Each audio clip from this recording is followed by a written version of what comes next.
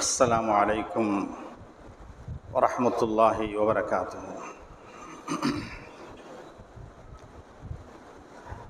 الحمد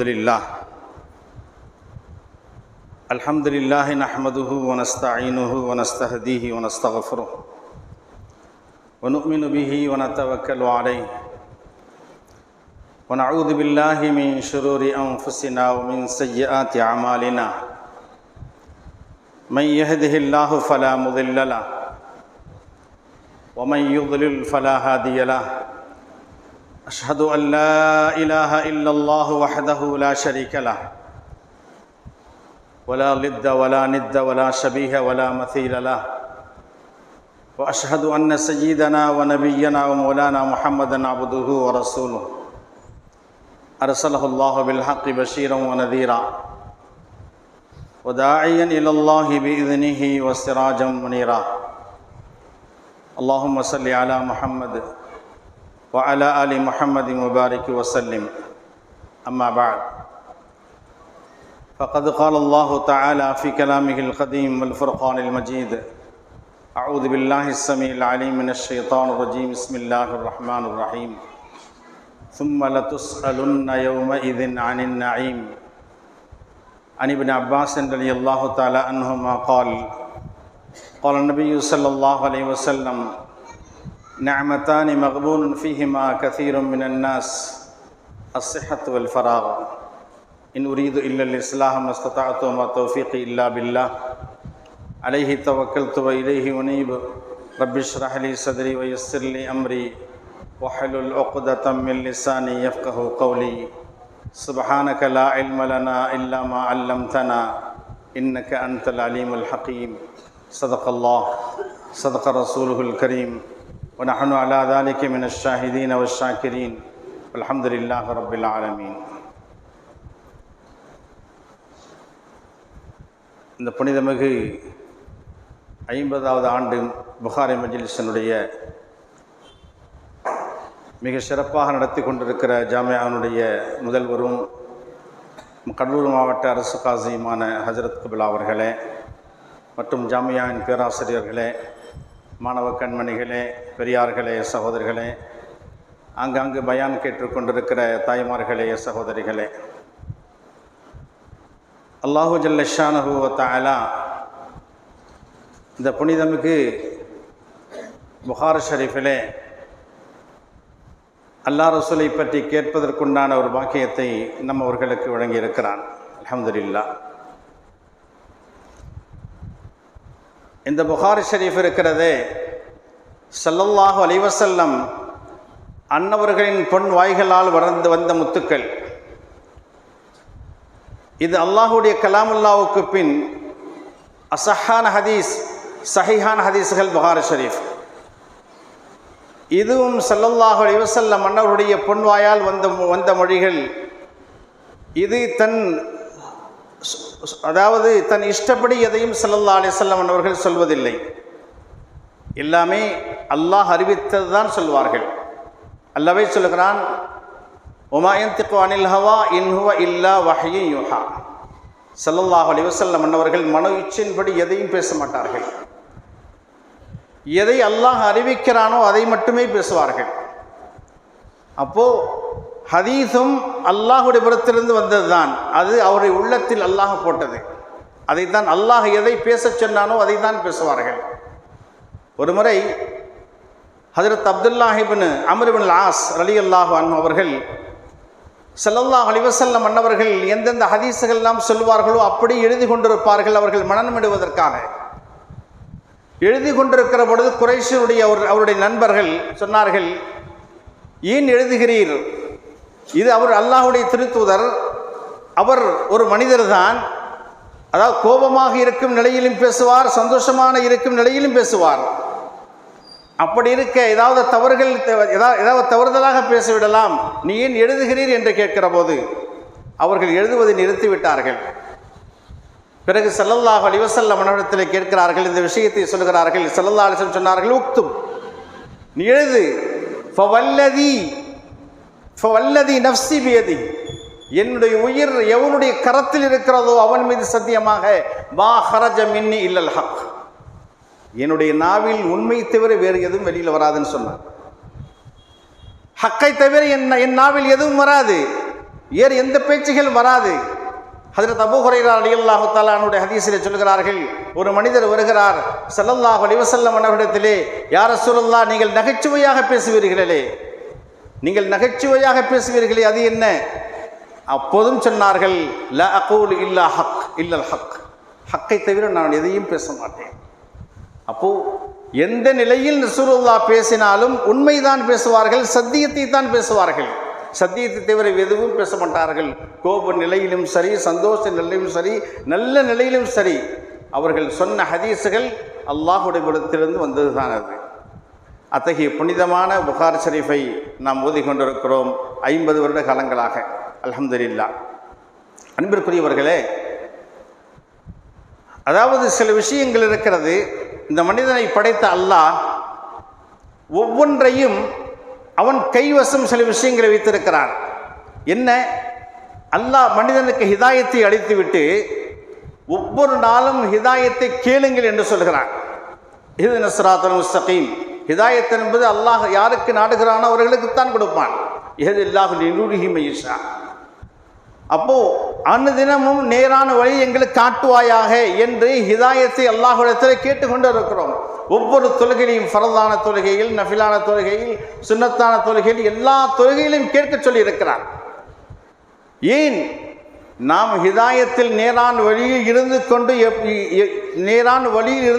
எப்படி வழி தவறி விடுவோமோ என்பதாக எண்ணி அல்லாஹ் ஹிதாயத்தை கேட்டுக்கொண்டே இருங்கள். எதுவரை? ஹத்தா ஏத்தியக்கலைக்கின் மௌத்து வரை தொழுகை இருக்கு, மௌத்து வரை தொழுகை இருக்கிறது. அதுவரை நீங்கள் ஒவ்வொரு நாளும் ஒவ்வொரு தொழுகையிலும் ஹிதாயத்தை கேட்டுக்கொண்டே இருங்கள். இரண்டாவது, கல்வி ஞானங்கள். இதையும் அல்லாஹ் எல்லோருக்கும் கொடுப்பதில்லை.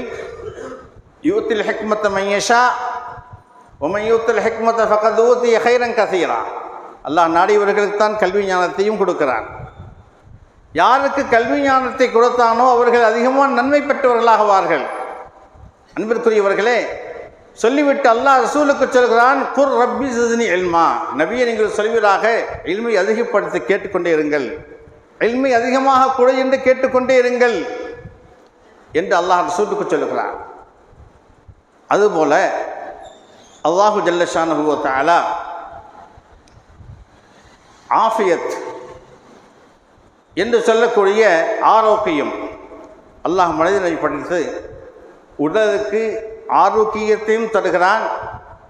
அதே நேரத்தில் சில உடல்களுக்கு வியாதியும் தருகிறான். வியாதியை கொடுப்பவன் தான் ஷிஃபாவையும் தருகிறான். அன்பிற்குரியவர்களே, ஸல்லல்லாஹு அலைஹி வஸல்லம் அன்னவர்கள் எந்த அளவுக்கு சொல்கிறார்கள் என்றால், ஆரோக்கியத்தை பற்றி துஆ ஒப்புக்கொள்ளப்படக்கூடிய நேரத்தில் அத்துஆஉ லா யுரது பைனல் அஸானி வல் இகாமா, அஸானுக்கும் இகாமத்துக்கும் மத்தியிலே துஆ மறுக்கப்படுவதில்லை. அந்த நேரத்தில் சஹாபாக்கள் கேட்டார்கள், நாங்கள் என்ன கேட்க வேண்டும் என்பதாக. ஸல்லல்லாஹு அலைஹி வஸல்லம் சொன்னார்கள், உலகத்திலும் மறு உலகத்திலும் ஆஃபியத்தை கேளுங்கள். உலகத்திலும் சுகமாக இருக்கணும், ஆகிரத்திலும் சுகமாக இருக்கணும் என்பதாக ஸல்லல்லாஹு அலைஹி வஸல்லம் அந்த நேரத்திலும் துஆக்கள் ஏற்றப்படக்கூடிய நேரத்தில் நீங்கள் ஆஃபியத்தை கேளுங்கள் என்பதாக சொன்னார்கள். ஒரு முறை ஹஜ்ரத் அபூபக்கர் சித்தீக் ரலியல்லாஹு தஆலா அன்ஹு அவர்கள் ஹுத்பா பிரசங்கம் செய்து கொண்டிருக்கிறார்கள். அப்போது சொன்னார்கள், சென்ற ஆண்டு இந்த ஹுத்பா மேடையில் பெருமானார் ஸல்லல்லாஹு அலைஹி வஸல்லம் அன்னவர்கள் ஹுத்பா ஓதி கொண்டிருக்கிறார்கள் என்று சொல்லிவிட்டு அழ ஆரம்பித்து விட்டார்கள். அழுதுவிட்டு சொன்னார்கள், ஸலுல்லாஹல் ஆஃபியா, அல்லாஹ்விடத்தில் ஆஃபியத்தை கேளுங்கள். ஏனென்றால் இறை நம்பிக்கைக்கு பின்னால் ஆரோக்கியத்தை விட வேறு எந்த பாக்கியமும் சிறந்ததாக அல்லாஹ் யாருக்கும் கொடுக்கவில்லை என்பதாக ஸல்லல்லாஹு அலைஹி வஸல்லம் அவர்கள் சொன்னார்கள். இந்த மனித உடலுக்கு ஆரோக்கியம் மிக்க அவசியம். ஏனென்றால் இன்றைக்கு ஆரோக்கியம் இல்லாமல் தான் மக்கள் வாழ்ந்து கொண்டிருக்கிறார்கள். மிக மிக குறைவு. இதற்கிடத்தால் மருத்துவமனை. ஏன்? உட்கொள்கிற உணவு சரியில்லாமல் இருக்கிறது. நாம் உண்ணுகிற உணவு எங்கு செல்கிறது? இறப்பைக்குள் செல்கிறது.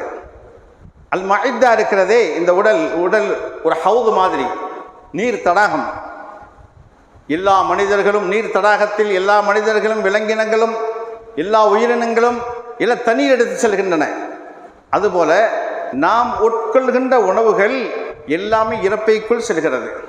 சென்று அங்கு சத்தான அதாவது சத்துகள் ஒரு பக்கமும் மற்ற கழிவுகள் ஒரு பக்கமும் ஒதுக்குகிறது. அந்த சத்தானவைகள் எல்லாம் இரத்தமாக மாறி அது உள்ளால் இருக்கின்ற நரம்புகள் வழியாக நமது எல்லா உறுப்புகளுக்கும் அது சப்ளை செய்கிறது. உடல் ஆரோக்கியமாக இருந்தால் அந்த அந்த அந்த அந்த அந்த அந்த குடல் ஆரோக்கியமாக இருந்தால் உடல் முழுவதும் ஆரோக்கியம். அது கெட்டுவிட்டால் ஏதாவது உறுப்புகளுக்கு வியாதி வந்துவிடும் சகோதரர்களே. அப்போது நாம் உட்கொண்ட உணவின் மூலமாக அது ஆரோக்கியமாக இருக்கிறது. இப்பெல்லாம் ரொம்பவும் மிக குறைவாக இருக்கிறது ஆரோக்கியம். காரணம் என்ன? உட்கொள்கின்ற உணவுகள் சரியில்லை. இன்றைக்கி அந்த காலத்தில் ஒரு இட்லி சுடணுன்னா எவ்வளோ கஷ்டப்படுவாங்க தெரியுங்களா? அரைப்பாங்க 3 மணி நேரம் அரைத்து கொண்டே இருப்பாங்க. கைக்கு வேலை, மசாலா அரைக்கணுமா கைக்கு வேலை, அதாவது துணி துவைக்கணுமா, இப்போ எல்லாம் பட்டனை தட்டினா ஆட்டோமேட்டிக்காக துணி எல்லாம் வாஷ் ஆகிடுது. ஒரு பட்டனை தட்டினா கிரைண்டரில் மாவு எல்லாம் ரெடி ஆகிடுது. அக்காலத்திலே எல்லாமே உழைத்தாங்க, கையினால் உழைத்தாங்க. அதனால் ஆரோக்கியமாக வாழ்ந்தாங்க. 90 வயசு 100 வயசு 110 வயசு வரைக்கெல்லாம் இருந்திருக்கிறார்கள். ஆனால் இப்போ நம் கண் முன்னாலேயே ஸல்லல்லாஹு அலைஹி சொன்னாங்க, ஆமார் உம்மத்தி மாபைன சித்தினும் சபையின் 60க்கு 70க்கு மத்தியில் நாங்கள் உம்மத்தோட வயசு இப்போ 40-50க்கு போயிடுது. இல்லை காரணம் என்ன? உட்கொள்கிற உணவு சரியில்லை. இப்போ பிள்ளைகள்லாம் இட்லி தோசைன்னா இதெல்லாம் அந்த காலத்து உணவுங்கிறான். இப்போ என்னப்பா வேணும்? இப்போ பர்கரு, ஷாவர்மா, கேஎஃப்சி இதுதான் கேட்குறான். இதெல்லாம் உடலுக்கு கெடுதி. சாப்பிட என்றைக்கா ஒரு நாள் ஆசைக்கு சாப்பிட இல்லைன்னு சொல்ல. ஆனால் அவன் சாப்பிட்றது பூராவும் இந்த சிறு வயசுலேருந்தே உடலுக்கு கெடுதியானவைகளை சாப்பிட்டு மிக சிறிய வயசுலேயே வியாதி வந்துடுது. அதுக்கு பிறகு மாத்திரை மருந்து சின்ன வயசுலேயே உயிரை இழக்கக்கூடிய சூழ்நிலையும் வந்து விடுகிறது. அதனால் மனிதனுக்கு ஆரோக்கியம் முக்கியம் சகோதரர்களே. ஆரோக்கியத்துக்கு எந்த அளவு ரசூல் வலியுறுத்தி சொன்னார்கள் என்றால், ஒரு முறை அப்துல்லாஹ் பின் அம்ர் இப்னு ஆஸ், அதாவது ஸல்லல்லாஹு அலைஹி வஸல்லம் அவர்களிடத்திலே அம்ர் இப்னு ஆஸை பற்றி, அப்துல்லாஹ் பின் அம்ர் ஆஸை பற்றி சொல்லுறாங்க. இவர் பகலெல்லாம் நோன்பு நோக்கிறார், இரவெல்லாம் நின்று வணங்குகிறார் என்ற செய்தி கிடைத்திருக்கிற ரசூலுல்லாஹ்வுக்கு. அவரை கூப்பிட்டு அனுப்புகிறாங்க.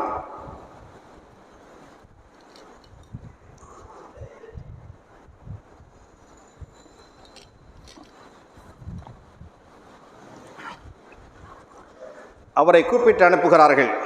கூப்பிட்டு அனுப்பி கேட்டாங்க, எனக்கு செய்தி கிடைச்சி உண்மைதானா பகலெல்லாம் நோன்பு வைக்கிறாயா, இரவெல்லாம் நின்று வணங்குகிறாயா? ஆமாம் யா ரசூலுல்லாஹ். ஸல்லல்லாஹு அலைஹி வஸல்லம் சொன்னாங்க, கொஞ்சம் சில நாட்கள் நோன்பு வை, சில நாட்கள் நோன்பு விட்டுடு, சில நாட்கள் அதாவது தூங்கு, சில நேரங்கள் தூங்கு, சில நேரங்கள் வணக்கம் புரியும். ஏனென்றால் இன்ன அலைக்க லிஜஸதிக ஹக்கன் வல ஐனிக அலைக்க ஹக்கன் வலி ஜௌஜிக்கு அலைக்க ஹக்கன் வலி ஜௌரிக்கு அலைக்க ஹக்கன். உமக்கு கடமைகள் இருக்குதுப்பா. உன் உடலுக்கு செய்ய வேண்டிய கடமை உண்டு, உன் மனைவிக்கு செய்ய வேண்டிய கடமை உண்டு, உன் இரு கண்களுக்கு செய்ய வேண்டிய கடமை உண்டு, உன்னிடம் வருகின்ற விருந்தாளிக்கு செய்ய வேண்டிய கடமை உண்டு. வீட்டுக்கு விருந்தாளிக்கு வராங்க, நான் நோன்பு வச்சிருக்கேன்னா அவங்க எப்படி சாப்பிடுவாங்க? உடலுக்கு செய்ய வேண்டிய கடமை இருக்கு, உன் கண்ணு தூங்கணும், உன் மனைவிக்கு செய்ய வேண்டிய கடமை இருக்கு. நீ எல்லா கடமைகளையும் விட்டு இரவு பூராவும் நின்று வணங்குறேன், பகல் பூராவும் நோன்பு வைக்கிறேன்னா எப்படி பாரு சொன்னாங்க. மாதத்துக்கு 3 நோன்பு போய் 3 நோன்பு வச்சா ஒரு மாதத்தினுடைய நோன்பு வச்ச சவாபை எல்லாம் தர்றான். அவர் சொன்னார், யாரை சொல்லலாம், நான் சக்தி பெற்றிருக்கிறேனே. இப்போ ஸல்லல்லாஹு அலைஹி வஸல்லம் சொன்னாங்க, தாவூத் அலைஹிஸ்ஸலாத்துடைய நோன்பு வைப்பான் அப்படின்னா. அவங்க எப்படி வைப்பாங்க? ஒரு நாள் நோன்பு வைப்பாங்க, ஒரு நாள் நோன்பு விட்டுருவாங்க. இதை சொன்ன உடனே இதையும் செயல்படுத்தி கொண்டிருந்தார். வயதான பிறகு அவர் சொன்னார், ரசூலுல்லாஹ் சலுகையிலே கொடுத்தாங்களே விட்டுட்டேனே, இப்போ என்னால் அந்த நோன்புகள் வைக்க முடியலையே, இரவுகள் நின்று வணங்க முடியலையே என்பதாக வருத்தப்பட்டார். ஸல்லல்லாஹு அலைஹி வஸல்லம் அன்னவர்கள் ஆரோக்கியத்துக்கு எவ்வளவு முக்கியத்துவம் கொடுத்தார்கள் என்று பாருங்கள் அன்பிற்குரியவர்களே. அது மட்டுமல்ல, அல்லாஹு ஜல்லஷானஹு வ தஆலா ஆரோக்கியத்தை கொடுத்து நாம் எந்த அளவு ஆரோக்கியத்தை நாம் பயன்படுத்துகிறோம், அல்லாஹ் வழங்குகிற நிஅமத்துகள், எத்தனையோ நிஅமத்துகளை அல்லாஹ் வழங்கியிருக்கிறான். அத்தனை நிஅமத்துகளும் வமா பிக்கும் மின் நிஅமத்தின் மினல்லாஹ் ஃபமினல்லாஹ், எல்லா நியாமத்துகளும் அல்லாஹ்வுடைய புறத்திலிருந்து வந்ததுதான். முஃபஸ்ஸிரீன் எழுதுகிறார்கள், இந்த நியாமத் என்றால் என்ன? சிஹ்ஹத்து ஜிஸ்மின், உடல் ஆரோக்கியம். அதனால தான் உடல் ஆரோக்கியம் பற்றி அல்லாஹ் கேள்வி கேட்கிறான். உடல் ஆரோக்கியம், இரண்டாவது விசாலமான இடம் வாழ்வாதாரம், மூன்றாவது குழந்தை பாக்கிகளும். இது எல்லாம் அல்லாஹ் கொடுக்கக்கூடாது, அல்லாஹ் கிஃப்ட், அல்லாஹ் தரக்கூடிய நியாமத். இதெல்லாம் இதை பற்றியெல்லாம் மறுமையிலே விசாரிக்கப்படுவீர்கள். ரசூலுல்லாஹி ஸல்லல்லாஹு அலைஹி வஸல்லம் சொன்னார்கள், அவ்வலுமா யுஸ்அலு அன்ஹு யௌமல் கியாமத்தி யானி அல் அப்த மினன் நஈம் அலம் நுஸிஹ லக ஜிஸ்மக வ நுரியக மினல் மாஇல் பாரித் ஓ கமா கால அலைஹிஸ்ஸலாத்து வஸலாம். ஆகிரத்திலே மறுமையிலே அல்லாஹ் கேட்கக்கூடிய கேள்விகளில் கேட்கிறான், உடலுக்கு ஆரோக்கியத்தை தரவில்லையா? நீ தாகித்திருந்த பொழுது குளிர்ந்த நீரை கொடுத்து உனக்கு தாகத்தை தீர்க்கவில்லையா என்று கேட்கிறான் அல்லாஹ். வல துஸ்அலுன்ன யௌமஇதின் அனின் நஈம். அல்லாஹ் கொடுத்த நியாமத்துகளை நாம் எவ்வளவு அனுபவித்தோம் என்பதை பற்றி நீங்கள் நிச்சயமாக கேட்கப்படுவீர்கள். அன்பிற்குரியவர்களே, ஸல்லல்லாஹு அலைஹி வஸல்லம் அவர்களால் உரிமையிடப்பட்ட அசீப் என்ற ஒரு தோழர், ஸல்லல்லாஹு அலைஹி வஸல்லம் அன்னவர்களால் உரிமையிடப்பட்ட ஒரு தோழர் சொல்லுகிறார், இரவு நேரத்தில் மதீனாவிலே பெருமானார் ஸல்லல்லாஹு அலைஹி வஸல்லம் வந்து கொண்டிருந்தார்கள். அப்போது என்னை சந்தித்தார்கள், என்னை அழைத்தார்கள். அவர்களுடன் நானும் செல்கிறேன். நாங்கள் சென்று கொண்டிருக்கிற பொழுது இடையிலே அபூபக்கர் சந்தித்தார்கள், அவர்களையும் அழைத்தார்கள். அவர்களும் நாங்களும் சென்று கொண்டிருந்த போது ஹஜ்ரத் உமரையும் சந்தித்தார்கள். உமரை கடந்து சென்ற பொழுது அவர்களையும் அழைத்தார்கள். நால்வர்களும் சென்று கொண்டிருந்த போது மதீனாவிலே ஒரு அன்சாருடைய தோட்டத்திலே உள்ளே நுழைந்தார்கள். உள்ளே நுழைந்து பெருமானார் ஸல்லல்லாஹு அலைஹி வஸல்லம் அவரை அழைத்து, நாம் சாப்பிடுவதற்கு பேரித்தங்கனியை கொண்டு வான்னு சொன்னாங்க. அவர் மரத்தில் ஏறி ஒரு கொலையை கொண்டு முன்னால் வச்சுட்டார். யார் ரசூலுல்லாஹ் சாப்பிடுங்க. அவரும் சாப்பிட்டார், ரசூலுல்லாஹ் சாப்பிட்டாங்க, வந்த சஹாபாக்களும் சாப்பிட்டாங்க. பிறகு தண்ணீர் கொண்டு வான்னு சொன்னாங்க ரசூலுல்லாஹ், குளிர்ந்த நீர். பிறகு அவர் குளிர்ந்த நீரை கொண்டு வந்து கொடுத்தார். ரசூலுல்லாஹ் குடித்தார்கள், அவர்களும் குடித்தார்கள். சொன்னார்கள், இதை பற்றி கேள்வி கணக்கு கேட்கப்படுவீர்கள் என்றார்கள். இதற்கும் அல்லாஹ்விடத்திலே கேள்வி கணக்கு உண்டு என்று சொன்னபோது ஹஜ்ரத் உமர் ரலியல்லாஹு அன்ஹு வந்து அந்த பேரித்த கொலை எடுத்து ஒரே அடி அடிக்கிறார்கள் தரையிலே. சில பேரித்தம் பழங்கள் ரசூலுல்லாஹ்வுடைய முன்னால் விழுகிறது. அப்போ சொன்னாங்க ஹஜ்ரத் உமர், யார் ரசூலுல்லாஹ், இந்த பேரித்தம் பழத்திற்கு அல்லாஹ்விடத்தில் கேள்வி கணக்கு உண்டா? அப்போது பெருமானாரா, இதற்கும் கேள்வி கணக்கு உண்டு. ஆனால் ஒருவன் மானத்தை மறப்பதற்கு ஒரு சின்ன துணி,